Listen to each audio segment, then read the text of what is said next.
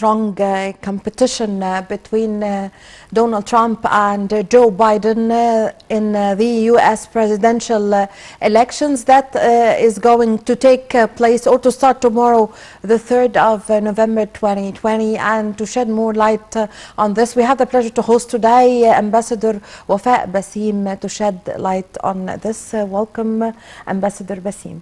Thank you.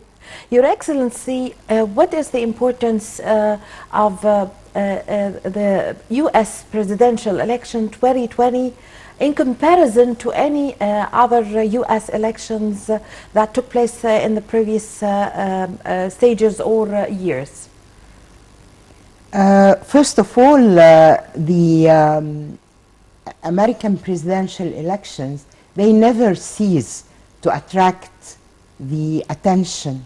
It's already attracting the whole world. Yes. This particular one, and according to many analysts, is a very crucial election. Maybe the most crucial elections that are taking place in the U.S. Yeah. That's for many reasons. First, the special circumstances where these presidential elections are taking place.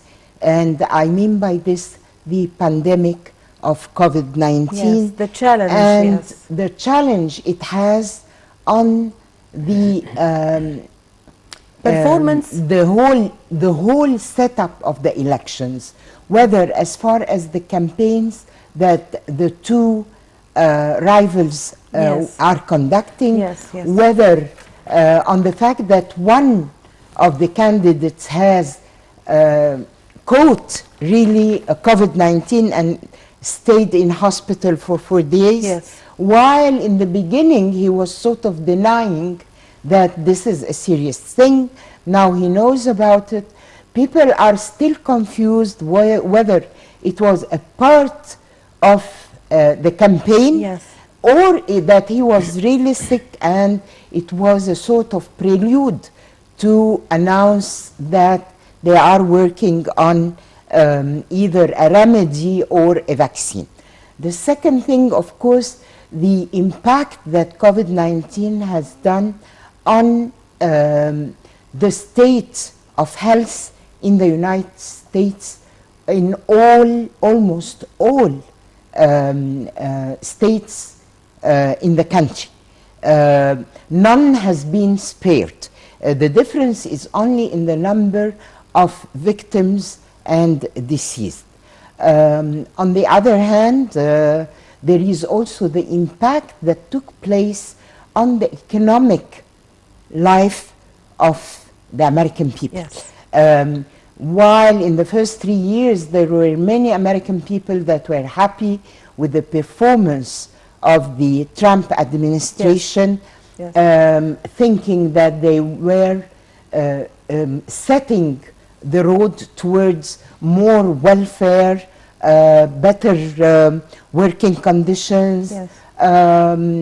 A better social umbrella, more opening of the trade, since the president is yes. a businessman and he is running the whole country with the mentality of a businessman, yes. Not very much a politician. Yes. And at the end of the day also, let's not forget the very special character, personal character of the president, who, though he's coming from the Republican party, but he's not the classical, yes. let's say, he doesn't act in the classical pattern of a Republican president. Yes. So, Your Excellency, now what's your expectations concerning the elections tomorrow with this two nominees, Joe Biden, a politician who have an experience in politics that started since the year 1970, and also the Vice President of Barack Obama. And on the other hand, we have Donald Trump, in which analysis or people in America saw that he was boosting economy in the States, and at the same time with other analysis criticizing him concerning his performance or facing the challenge of the COVID-19. What's your expectations? It's very difficult to have expectations about the results, but definitely until now, and because of COVID-19 again, you will see that the early voting has started almost a week ago. Yes. I think the turnover is 80 million Americans that have showed in these early voting, and the rest will be going to the polls tomorrow. The expectations of the poll and the public opinion are clearly showing that the two candidates are almost neck by neck as far as the expectations. Though in some states we will find, of course, that the classical Republican voting yes. is going for Mr. Donald Trump, while in other states the one who is taking over with a slight difference will be Mr. Joe Biden. Yes. We cannot say that Mr. Donald Trump has what we would call a classical program for presidency, but he is using the slogan of America First. So he's more into the internal affairs of the country, and whatever will be for its external affairs, external relations, it is supposed to serve the internal affairs. It is supposed to serve America first. Yes. While Mr. Joe Biden has a classical program, traditional, yes. and traditional one for the Democrats, and where the headlines are more clear, principles are known, welfare for the American people, the issue of the health coverage, the issues, in the field of policy, and a lot on the democracy, human rights issues, Middle East, while we should not expect that many of the decisions of Mr. Donald Trump will be reversed yes. in this respect. Yes. On the other hand, he tends to be more